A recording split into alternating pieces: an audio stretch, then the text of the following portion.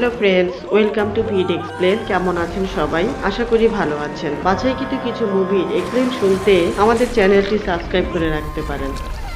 ছবির শুরুতে আমরা একজন মানুষ ও তার ছেলেকে সমুদ্র তীরে মাছ ধরতে দেখতে পাই।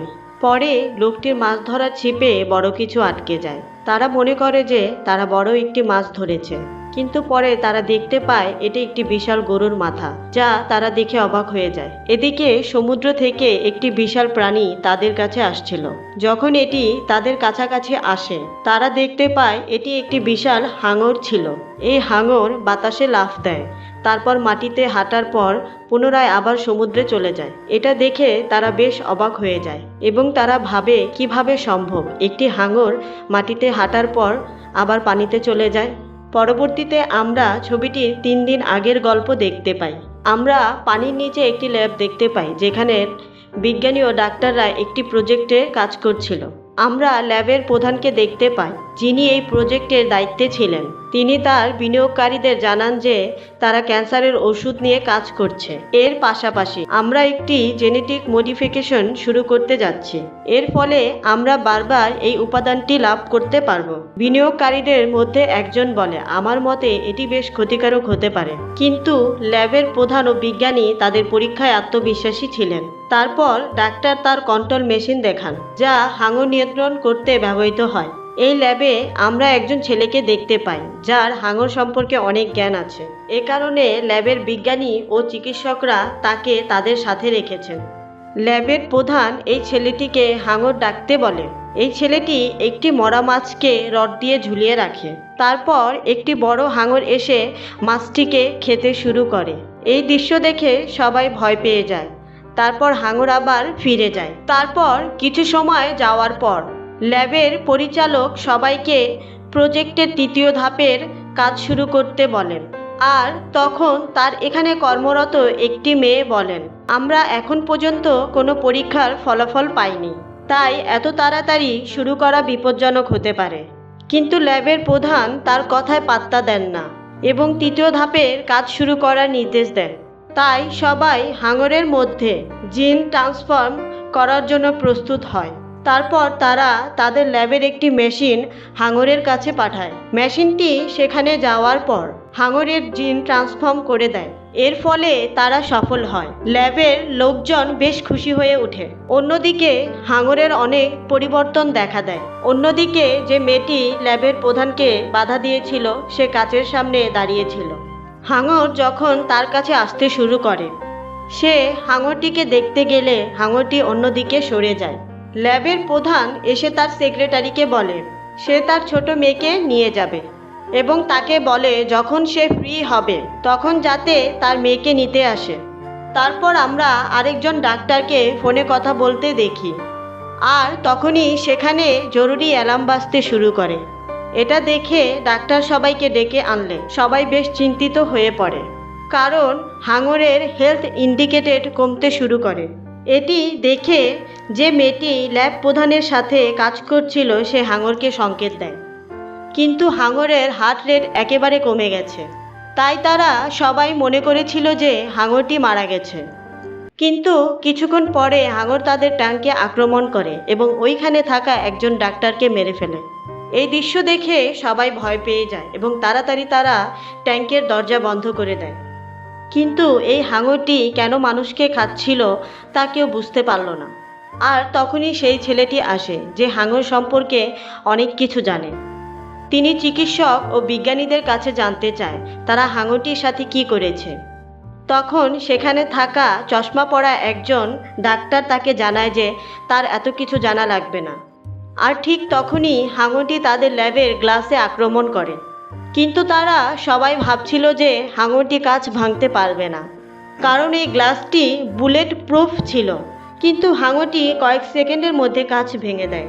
সেখানে থাকা কেউ কিছু করতে পারেনি, কারণ হঠাৎ করেই সব কিছু হয়ে গেল এবং কেউ নিজেদের নিয়ন্ত্রণ করতে পারছিল না, কারণ ল্যাবে প্রচুর পানি এসে পড়ে আর সবাই ডুবে যায় এবং সবার অবস্থা অনেক খারাপ হয়ে যায়। কিছুক্ষণ পর সবাই পানির নিচে থেকে উপরে উঠে আসে। তারপর এথেন সবাইকে চিৎকার করতে নিষেধ করেন, কারণ হাঙর তাদের অবস্থা বুঝে যাবে। তারপর একটি মেয়ে দুর্ঘটনাক্রমে পানিতে পড়ে যায় এবং হাঙরটি তাকে হত্যা করে। তখন একজন ডাক্তার চিৎকার করতে শুরু করেন, কারণ হাঙরটি তার দিকেই আসছিল। ছেলেটি ট্রানকুলাইজার নেওয়ার চেষ্টা করে, কিন্তু দুর্ভাগ্যবশত এই বক্সটি তালাবদ্ধ ছিল। ছেলেটি গ্লাস ভেঙে ট্রানকুলাইজার বের করে আনে, আর সেই শব্দের ফলে হাঙরটি তার দিকে আসতে শুরু করে। তখন সে হাঙরের কাছ থেকে নিজেকে বাঁচিয়ে নেয়। 𝗕𝗏𝗍 নামে একজন তাকে বাঁচাতে এসেছিল। তারপর ছেলেটি হাঙরটিকে ট্রানকুলাইজার দিয়ে গুলি করে, কিন্তু গুলিটি হাঙরের গায়ে লাগছিল না। তারপর হাঙরটি ওই মোটা ছেলেটিকে মারতে যায়, আর তখনই ছেলেটি হাঙরের গায়ে ট্রানকুলাইজার ঢুকিয়ে দেয়। তারপর হাঙরটি অজ্ঞান হয়ে যায়। যে ছেলেটির কাছে হাঙর সম্পর্কে সব তথ্য রয়েছে, সে তার পরিকল্পনার কথা জানায়। তিনি সবাইকে বলেন যে তাদের যত তাড়াতাড়ি সম্ভব এখান থেকে বাইরে যেতে হবে, কিন্তু সবাই ভয় পাচ্ছিল, কারণ তাদের পানির মধ্য দিয়ে যেতে হবে। কিন্তু হাঙরটি পানিতে অজ্ঞান অবস্থায় আছে এবং যে কোনো সময় জেগে উঠতে পারে, কিন্তু তাদের কাছে অন্য কোনো বিকল্প পথ নেই। তারা সাঁতার কেটে দরজার দিকে যাচ্ছিল, তখনই একটি মেয়ের হাত থেকে রক্ত পড়তে শুরু করে, আর তখনই হাঙরটি রক্তের গন্ধ পেয়ে জেগে ওঠে। হাঙরটি মেয়েটিকে মেরে ফেলে, আর এই দৃশ্য দেখে সবাই খুব ভয় পেয়ে যায়। সেখানে চশমা পরা একজন ডাক্তার ছিলেন, যিনি নিজেকে বাঁচানোর জন্য হাঙরের সামনে একটি ছেলেকে ফেলে দেয়। তারা অনেক কষ্টে দরজা পর্যন্ত পৌঁছায়, কিন্তু পানি ঢোকার কারণে দরজাটি লক হয়ে যায়। তখন তারা দরজার ওপরে একটি জানালা দেখতে পায় এবং তারা সিদ্ধান্ত নেয় তারা সে জানালা দিয়ে বের হবে। অবশেষে তারা সবাই বাইরে আসে এবং মনে করে তাদের সকল বিপদ কেটে গেছে, কিন্তু যখন তারা মাটিতে ফাটল দেখতে পায় তখন তারা অনেক ভয় পেয়ে যায়। তখন তারা বুঝতে পারে বিপদ এখনো কাটেনি। সেই সময় আমরা ল্যাব প্রধানের সহায়ক শিহনকে দেখি, যে তার মেয়ের কথা মনে করছিল, যাকে ল্যাব প্রধান তার সাথে নিয়ে গিয়েছিল। আমরা এখানে তার মেয়েকে দেখি যে একটি দোলনায় দুলছিল। তারপর হঠাৎ করে হাঙরটি তার পেছন দিয়ে সামনে চলে আসে। বাচ্চাটি হাঙরকে দেখে ভয় পেয়ে যায়। সে নিজেকে বাঁচাতে একটি পাইপের ভিতরে ঢুকে যায়, কিন্তু হাঙরটি পাইপ ভেঙে ফেলে এবং তাকে খাওয়ার জন্য তার পিছু নেয়। আর তখনই ইথেন নামে সেই ছেলেটি এসে মেয়েটিকে বাঁচিয়ে নিয়ে শিহনের সাথে দৌড়ে যায়। এথেন যখন তার লোকদের দেখতে পায় তখন তাদের সেখান থেকে দৌড়ে পালিয়ে যেতে বলে। তারা প্রথমে বুঝতে পারেনি কেন এথেন এই কথা বলছে, তবে তারা যখন হাঙরটিকে মাটিতে ছুটে আসতে দেখে তখন তারা ভয় পেয়ে যায়, আর ভয় পেয়ে দৌড়াতে শুরু করে এবং তাদের মধ্যে একটি লোক মাটিতে পড়ে যায়। এরপর হাঙরটি লোকটিকে টেনে নিয়ে যাচ্ছিল, তখন সেখানে আরেকজন লোক তার হাত ধরে তাকে হাঙরের কাছ থেকে বাঁচানোর চেষ্টা করে, কিন্তু সে তাকে বাঁচাতে পারে না। ইথেন সবাইকে আড়াল করে হাঙরের দিকে দৌড়াতে থাকে, কিন্তু হাঙরটি যখন তাকে অ্যাটাক করে তখন সে মাটি ধরে ঝুলে পড়ে এবং হাঙরটি পানিতে পড়ে যায়। তারপর শিহান ও মন্টি তাকে ওপরে উঠায় এবং তারা সেখান থেকে পালিয়ে যায়। তারপর তারা একটি জায়গায় বিশ্রাম নিতে যায়। তখন ইথেন তাদের জিজ্ঞাসা করে, আপনারা হাঙরের সাথে কি করেছেন? তখন সিয়ান বলে, আমরা কাঁকড়ার জেনেটিক উপাদান হাঙরের শরীরে দিয়ে দিয়েছি, তাই এই জেনেটিক মিউটেশনের ফলে হাঙরটি এখন জমিতে হাঁটতে পারছে। এদিকে আমরা দেখি চশমা পরা সেই ডাক্তার দেখল একজনের শরীর থেকে রক্তক্ষরণ হচ্ছে, তাই তিনি সবাইকে বলেন যে এই লোকটিকে এখানে রেখে আমরা সবাই এখান থেকে চলে যাই, কেননা হাঙরটি তার রক্তের গন্ধে এখানে চলে আসতে পারে। তারপর আমরা সবাই বিপদে পড়ব, কিন্তু তার কথা কেউ মেনে নিতে পারল না। কিন্তু ততক্ষণে হাঙরটি সেখানে চলে আসে এবং ওই অসুস্থ লোকটিকে খেয়ে ফেলে। এটা দেখে সবাই বাঁচার জন্য সেখান থেকে পালিয়ে যায়, কিন্তু হাঙরটি তাদের তাড়া করতে লাগলো এবং ডাক্তার তার সামনে পড়ে গেল। এই দৃশ্য দেখে শিয়ানের মেয়ে ডাক্তারকে বাঁচাতে যায়, কিন্তু ডাক্তার নিজে বাঁচার জন্য মেয়েটিকে হাঙরের দিকে ছুঁড়ে মারে। চশমা পরা ডাক্তার গুরুতর আহত হয়েছিল, ফলে সে দৌড়াতে পারে না, আর হাঙরটি মেয়েটিকে না খেয়ে ডাক্তারকে খেয়ে ফেলে, কারণ তার পায়ে ব্যথা পাওয়ার কারণে রক্ত বের হয়েছিল। তারপর হাঙরটি মেয়েটির কাছে আসতে শুরু করে, আর এই দৃশ্য দেখে মেয়েটির মা অনেক ভয় পেয়ে গিয়েছিল। আর তখনই ল্যাবের পরিচালক তার সৈন্যদের নিয়ে আসেন। তাদের বন্দুক দিয়ে তারা হাঙরের ওপর একের পর এক গুলি চালাতে থাকে, যে কারণে হাঙরটি পালিয়ে যাচ্ছিল আর সৈন্যরা তাকে মারার চেষ্টা করছিল, কিন্তু তারা কোনোভাবে হাঙরটিকে মারতে পারছিল না। এর মধ্যে ইথেন হাঙরের দিকে তার গ্রেনেড ছুঁড়ে মারে, কিন্তু দ্বিতীয়বার গুলি করার সময় ল্যাবের প্রধান তাকে ধাক্কা মেরে সরিয়ে দেয়, কারণ ল্যাবের প্রধান যে কোনো মূল্যে হাঙরটিকে জীবিত ধরতে চায়। তিনি ইথেনকে হাঙরটিকে জীবিত ধরতে সাহায্য করতে বলে, কিন্তু ইথেন তাকে মারতে যায়। এই সময় ল্যাবের প্রধান তাদের দলের সদস্যদের কাছ থেকে বন্দুক নিয়ে সেখানে থাকা একটি মেয়েকে গুলি করে মেরে ফেলে। এই দৃশ্য দেখে ইথেন প্রচণ্ড রেগে যায়, কিন্তু তার কিছুই করার ছিল না, কারণ তাদের হাতে বন্দুক ছিল। তাই ইথেন তার কথায় রাজি হয়ে যায়। তারপর তারা সবাই একটি নৌকা নিয়ে সমুদ্রে হাঙর খুঁজতে যায়।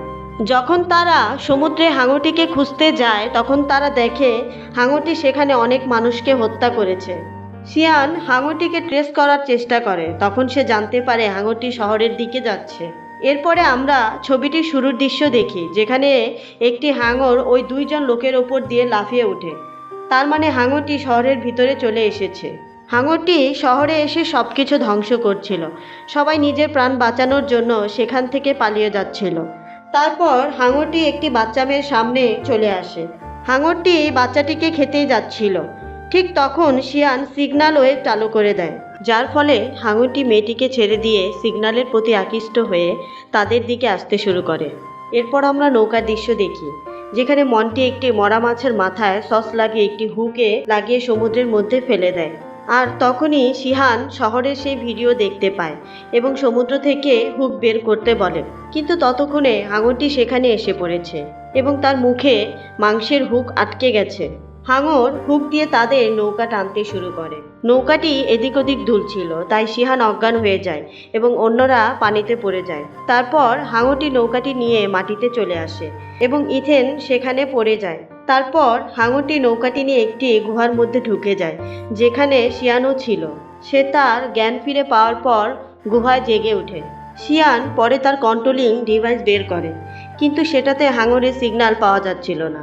এটি দেখে শিয়ান হাঙরের কাছে সংকেত পাঠায়, আর তখনই শিয়ান বুঝতে পারে হাঙরটি তার পিছনে রয়েছে।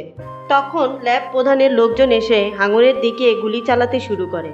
তারা হাঙরটিকে হাই ভোল্টেজ বৈদ্যুতিক শক দেয়, যার কারণে হাঙরটি অজ্ঞান হয়ে যায়। এরপর সেখানে ল্যাবের প্রধান আসে। সে হাঙরটিকে তার হাত দিয়ে ধরছিল আর হাসছিল।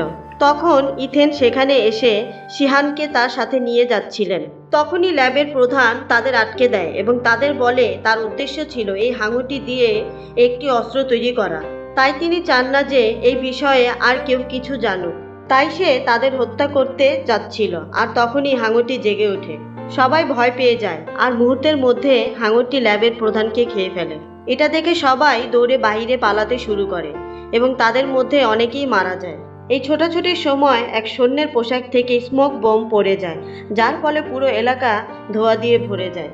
লোকেরা কিছুই দেখতে পারছিল না, তাই হাঙরটি এই ধোঁয়ার সুযোগ নেয় এবং তাদের সবাইকে হত্যা করতে শুরু করে। তারপর সেখানে শুধুমাত্র একজন লোক বেঁচে থাকে। সে তার দুই হাত দিয়ে গুলি চালাচ্ছিল। হাঙরটি ওই লোকটির পেছনে এসে দাঁড়ায় আর তাকেও খেয়ে ফেলে। অন্যদিকে ইথেন এই হাঙরকে মারার পরিকল্পনা করছিল।